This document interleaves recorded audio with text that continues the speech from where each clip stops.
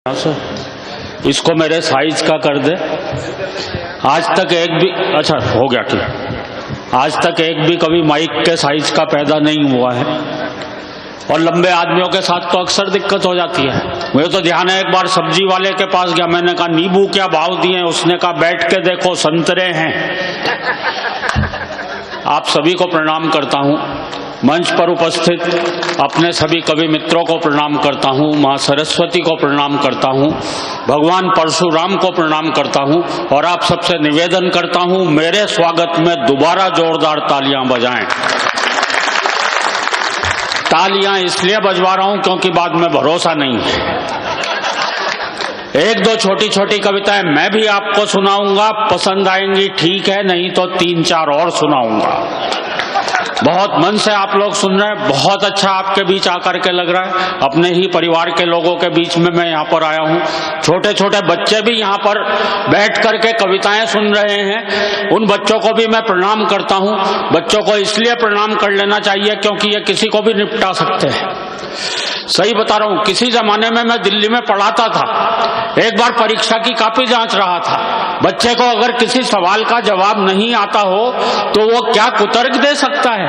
किन्हीं नेताजी का नाम लिखा हुआ था, बड़ा अटपटा सा नाम लिखा हुआ था, फलाने नेता कौन है। बच्चे ने लिख रखा था ये बहुत ही जहरीला कीड़ा होता है, खेतों में पाया जाता है, हरे रंग का होता है। बच्चे की मर्जी, कुछ भी लिखता रहे, लेकिन जो अंतिम बात बच्चे ने लिख रखी थी उसके लिए तो मैं भी बच्चे के लिए तालियां बजा गया। बोले खेतों में पाया जाता, हरे रंग का होता है और जिस फसल के ऊपर लग जाए उसे नष्ट करके ही छोड़ता है। बहुत बड़ी वो बच्चे से पूछा किसी ने, बोले लालू ने चारा खाया, इस वाक्य का भविष्य काल यानी फ्यूचर टेंस बनाओ। तो बच्चे ने लिख रखा था अब लालू दूध देगा। अच्छा, एक बच्चा उसका भी उस्ताद, उसने उसका भी भविष्य काल लिख रखा था, बोले बाद में वो गोबर भी कर सकता है। बच्चे नहीं छोड़ते किसी को। बच्चियां तक इतनी तेज हो गई हैं आजकल की। तो वो एक बच्ची से पूछा किसी ने, बोले राम लक्ष्मण तो ठीक, पर सीता जी वनवास में क्यों गई। तो बच्ची शर्माते हुए बोली सीता जी के वनवास जाने में बहुत बड़ी सीख है, घर में 3-3 सास हो तो जंगल ही ठीक है। एक बार तालियां बजा दें मित्रों, मैं शुरू होता हूं। बहुत मन से आप लोगों ने ये कार्यक्रम किया है और दिक्कत यह है कि सारे ब्राह्मण कवि बुलाए हैं और खाना पीछे चल रहा है, हमारा आधा मन तो वहीं पर पड़ा हुआ है। लेकिन और उसमें भी बर्तन खटखटाने की आवाज और सब कुछ आवाजें यहीं पर आ रही हैं और हमारे सामने से खत्म भी हो रहा है शायद।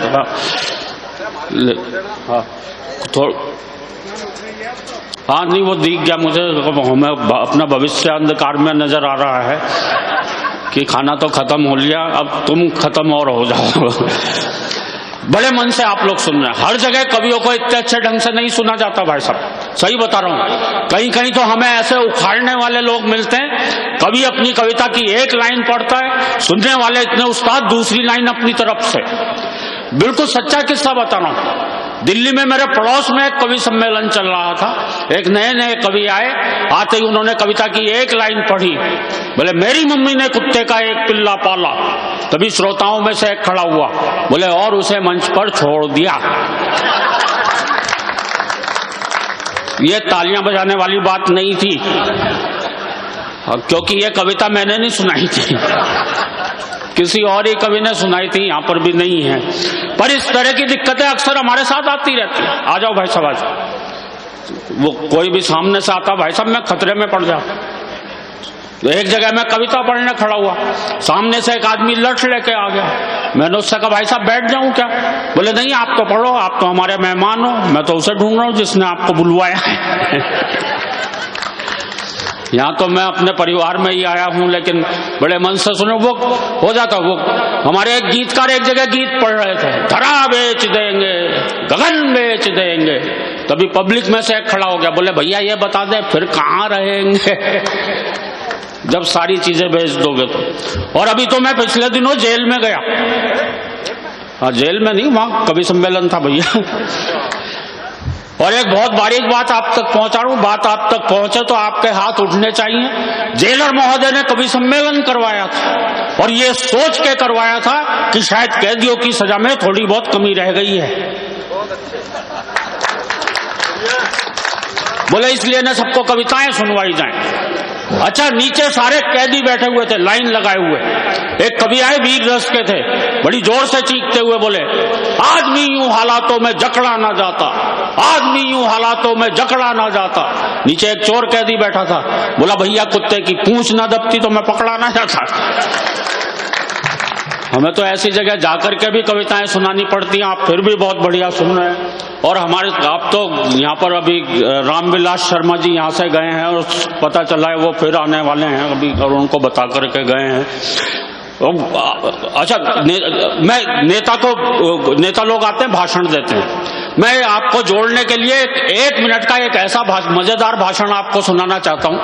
कोई नेता भाषण देते देते इतना एक्सपर्ट हो जाता भाषण देने में, वो किसी भी विषय पे बोल सकता जिसका उसे कुछ अता पता भी ना हो। हुआ क्या कि मेरे मोहल्ले में एक वाटर टैंक बना, उसका उद्घाटन करने जो मेरे मोहल्ले के नेताजी आए, उन्होंने क्या मजेदार भाषण दिया। बोले भाइयों, ये जो आप वाटर टैंक देख रहे हैं इसमें वाटर भरा जाएगा। टैंक तो हमारी फौज में भी होते हैं पर उसमें वाटर नहीं भरा जाता। वाटर यानी पानी। जैसे नई बात बता रहे हो, पानी 2 प्रकार का होता है, एक साफ पानी, एक गंदा पानी। गंदे पानी में कमल खिलता है। कमल का एक फूल होता है, फूल तो गुलाब का भी होता है। गुलाब के फूल से गुलकंद बनता है। गुलकंद पेट साफ करता है। वाटर टैंक से पेट साफ करने तक आ गए। पेट तो खरबूजा भी साफ करता है। खरबूजा खरबूजे को देखकर रंग बदलता है। रंग सबसे बढ़िया जर्मनी के होते हैं। जर्मनी वो जहां हिटलर हुआ था। हिटलर वो जिसने वार की थी। वार 8 प्रकार के होते हैं, सोमवार, मंगलवार, बुधवार। बजानी है तो बजा दीजिए। वार 8 प्रकार के होते हैं, सोमवार, मंगलवार, बुधवार, बृहस्पतिवार, शुक्रवार, शनिवार, रविवार और वर्ल्ड वार। वर्ल्ड यानी दुनिया। दुनिया गोल होती है। गोल तो रसगुल्ला भी होता है। रसगुल्ला खाने से प्यास लगती है। प्यास को पानी बुझाता है। पानी को अंग्रेजी में वाटर कहते हैं और उसी के लिए वाटर टैंक बनाया गया है। पता नहीं कहां से शुरू करके कहां खत्म करे, कोई भरोसा नहीं। एक कविता आपको बड़ी मजेदार सुनाना। आप लोग बहुत अच्छा सुन रहे हैं। किसी भी कवि को हूट नहीं करेंगे, अपना खुद का ही प्रोग्राम क्यों खराब करेंगे, वरना कहीं कहीं कवियों को बाकायदा हूट किया जाता वैसे। अच्छा देखो, कवि जो है वो बहुत संवेदनशील होता है। उसे कोई नहीं सुने उसको अच्छा नहीं लगता, उसे कोई हूट कर दे उसको बुरा लग सकता है भाई साहब, उसको धक्का पहुंच सकता है। एक जगह मैं इसलिए बता रहा हूं, एक जगह मेरे साथ ऐसा हो चुका, पब्लिक ने मुझे इतनी बुरी तरह से हूट किया, इतनी बुरी तरह से हूट किया कि उसका सीधा असर मेरे दिमाग पे पड़ा। मेरी याददाश्त चली गई, मुझे भूलने की बीमारी लग गई। अभी मैं कुछ कह रहा था, तो जब मुझे भूलने की बीमारी लगी तब मैंने एक कविता लिखी। वो कविता मैं आपको सुनाना चाहता हूं। भाई साहब क्या हो गया बता दो। अच्छा, मेरे लिए चाय नहीं, चाय वालों को तो कुछ भी नहीं कहा जा सकता भाई। पता नहीं कौन भविष्य का प्रधानमंत्री बन जाए।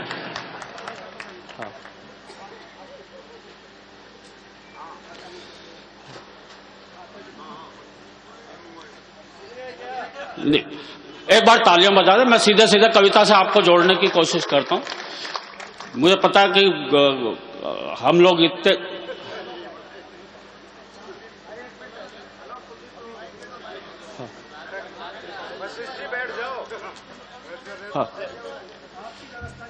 हाँ नहीं, व्यवस्था हम खुद कर लेंगे जी, चिंता मत। एक बार तालियां बजाए, मैं कविता शुरू करता हूं।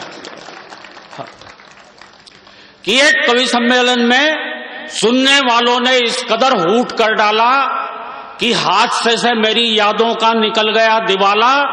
तब से बिना निमंत्रण के ही हर प्रोग्राम में पहुंच जाता हूं, हालत इतनी खराब है, जहां भी लोगों की भीड़ जुटी दिखती है कवि सम्मेलन समझकर घुस जाता हूं। हालत आज भी मैं यही सोच के आया हूं यहाँ पर। हालत इतनी खराब है, जहां भी लोगों की भीड़ जुटी दिखती है कवि सम्मेलन समझकर घुस जाता हूं। कभी तो अपने स्कूल जाकर बच्चों को कविताएं सुनाने लगता हूं, कभी मंच से ही श्रोताओं को हिस्ट्री पढ़ाने लगता हूं। एक बार तो गजब बड़ा कर दिया, जो श्रोता लेट आए थे मैंने उन्हें कुर्सी पर ही खड़ा कर दिया। मास्टर की आदत वो छोड़ेगा थोड़ी। जो श्रोता लेट आए थे मैंने उन्हें कुर्सी पर ही खड़ा कर दिया। अपने बिगड़े हालात का ज्यादा बयान क्या करना है, मुझे ये भी ध्यान नहीं रह पाता कितनी देर पढ़ना है। एक जगह तो मैं पढ़ता गया 1 घंटा हो गया, 1.5 घंटा हो गया, श्रोता बोर हो गए। मैंने बाद में सबसे माफी मांगी। मैंने कहा माफ करना दोस्तों, आज मेरे हाथ में घड़ी नहीं थी। एक श्रोता खड़ा होकर बोला पीछे कैलेंडर लगा हुआ था, वही देख लेता। तालियां बजाओ तो मन से बजाओ दोस्तों। जितने मन से आप सुनेंगे उससे दुगने मन से मैं आपको सुनाने की कोशिश। पीछे बात हो गई है काबिले गौर की, मुझे ये भी ध्यान नहीं रह पाता अपनी ही पढ़ रहा हूं या किसी और की। पूरे दिमाग में हेरा फेरी है कि जब कोई और पढ़ता है और जमता है तब लगता है यार ये कविता तो मेरी है। अब बता रहा हूं इस मंच से जितनी भी अच्छी अच्छी कविताएं पढ़ी जाएंगी सबकी सब मेरी हैं। एक जगह मैंने जेब से कागज निकाल के पढ़ना शुरू किया। 5 किलो आटा, आधा किलो नमक टाटा, 6 लाइफ बॉय, 250 ग्राम चाय। एक श्रोता खड़ा हो गया करके हाय, बोले हद हो गई है डिसिप्लिन के अनुशासन की, कविता सुना रहे हो या लिस्ट अपने घर के राशन की। दूसरा श्रोता बोला इसे ही सुनाए जाओ, वाह वाह इरशाद इरशाद। और अगली पंक्ति पर आप सभी के हाथ उठने चाहिए दोस्तों। इसे ही सुनाए जाओ, वाह वाह इरशाद इरशाद। घर पर और क्या क्या ले जाना हम सब भी कर लेंगे याद। वैसे मियां आप किस फरेब में हैं, ऐसी एक एक कविता तो हम सबकी जेब में है। घर वाले भी मुझसे कुछ नहीं कहते, क्योंकि मैंने एक दिन अपनी पत्नी से पूछ लिया था ये घर में महेंद्र अजनबी कौन है जिसके रोज रोज फोन आते रहते हैं। दाढ़ी बनाने के बाद एक बार तो और भी गजब कर दिया, जब मैंने अपनी पत्नी से पूछा ये आईने में आदमी कौन था जिसकी मैं इतनी बढ़िया शेव कर गया। रात को सोते समय और भी लफड़े में रहता हूं। मेरा कुत्ता तो आराम से बिस्तर पर सोता है, मैं पलंग के नीचे कूकू करता रहता हूं। कुछ समझ नहीं पाता हूं। पत्नी पुचकारते हुए उसे बुलाती है, दो मिलाते हुए मैं पहुंच जाता हूं। पूर्ति का ऐसा प्रमाण देता हूं, वो रोटी उसे डालती है, पहले मैं लपक लेता हूं। सवाल खड़े हो गए हैं रोज अनबुझे, मुझे यही पता नहीं लग पा रहा भूलने की बीमारी मेरे कुत्ते को लगी है या मुझे। और दोस्तों भूलने का आलम यह है, तेल हाथ में लिया सर पे मलना भूल गए, कुर्सी पर बैठे तो उठना भूल गए, चौराहे पर खड़े हुए तो चलना भूल गए। और भूलने पर बहुत नई बात कहने जा रहा हूं, आप सभी के हाथ उठने चाहिए।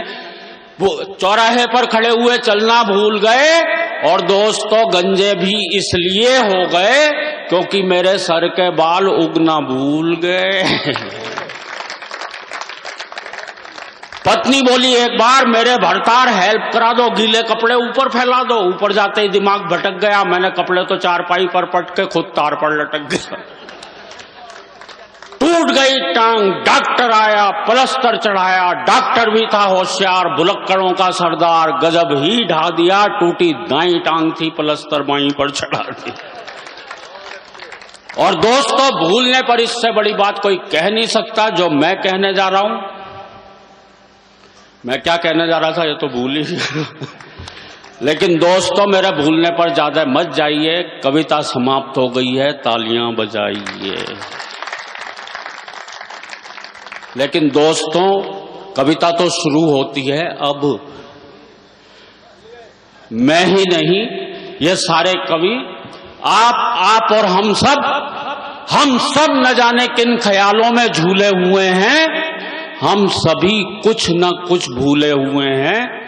हम भूल गए हैं आपस का प्यार, हम भूल गए हैं मेहमान का सत्कार, आए दिन टूटने वाले घर बार, हम भूल गए हैं संयुक्त परिवार।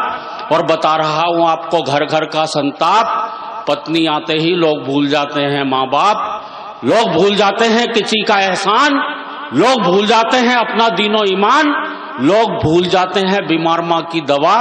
हम सब भूल चुके गाँव की ताजा हवा, और हाय रे टीवी की ऐसी रवानी, बच्चे सब भूल चले दादी नानी की कहानी। हाय रे टीवी की ऐसी रवानी, बच्चे सब भूल चले दादी नानी की कहानी। राजनीति के हो चले खौफनाक इरादे, नेता जीतते ही भूल गए अपने किए वादे। नफरत का चढ़ चुका ऐसा जुनून है, हम सब भूल गए कि सबका एक जैसा खून है।